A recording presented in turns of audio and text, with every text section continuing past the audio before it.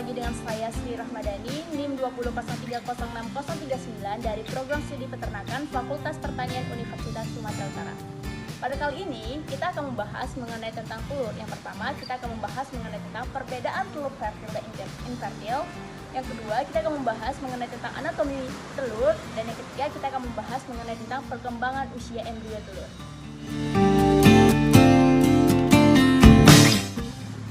Perbedaan dari pengertian telur fertil dan infertil. Yang pertama ini adalah telur fertil, di mana telur fertil ini merupakan produksi ayam betina yang dibuahi oleh ayam jantan sehingga dapat menghasilkan penetasan. Telur fertil biasanya seperti telur ayam kampung. Nah, sedangkan telur infertil yaitu telur yang diproduksi ayam betina namun tidak dibuahi oleh pejantan, sehingga tidak menghasilkan atau tidak terjadi penetasan. Nah, telur infertil ini yaitu telur yang biasa kita konsumsi sehari-hari, yaitu telur ayam ras. Ada dua cara agar kita mengetahui perbedaan dari telur fertil dan telur infertil. Yang pertama dengan cara yang namanya scanling. Adapun cara scanling yaitu kita menggunakan senter dan juga pelur, di mana caranya itu yaitu melakukan pendekatan di antara senter dan juga telur seperti ini. Nah,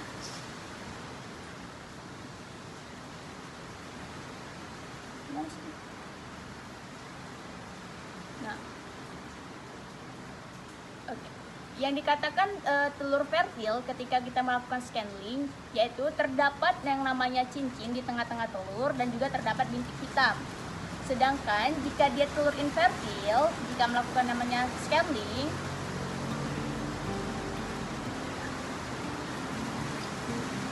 tidak terdapat yang namanya titik hitam atau cincin di tengah-tengah telur.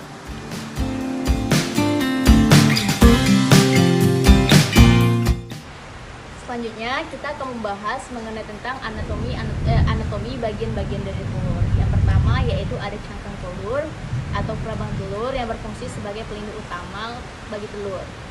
Kemudian yaitu ada membran. Nah, membran ini merupakan selaput tipis yang melekat pada prabang telur. Kemudian yang ini namanya rongga udara yang berfungsi sebagai oksigen bagi embrio. Kemudian yang kecil ini yang di tengah-tengah yolk itu merupakan keping germina atau sel embrio yang merupakan calon ayam baru yang bisa dikatakan sebagai cikal bakal yang akan menjadi embrio.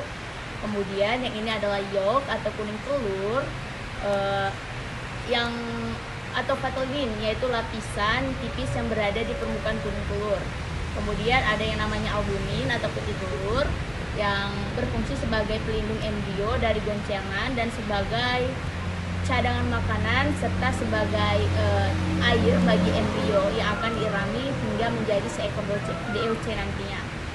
Ada yang kental, ada yang setengah kental, dan kemudian ada yang encer. Kemudian ada yang terakhir kalaja atau tali kuning telur yang berwarna putih berkabut seperti warna susu.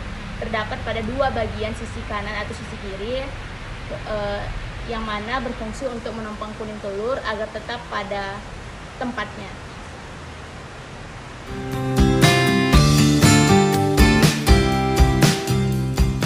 Baik, di sini kita akan membahas mengenai tentang perkembangan usia embrio, di mana di sini terlihat bahwasanya telur ini berusia 11 hari, di mana embrio sudah tampak jelas seperti ayam dan embrio semakin membesar sehingga yolk semakin menyusut.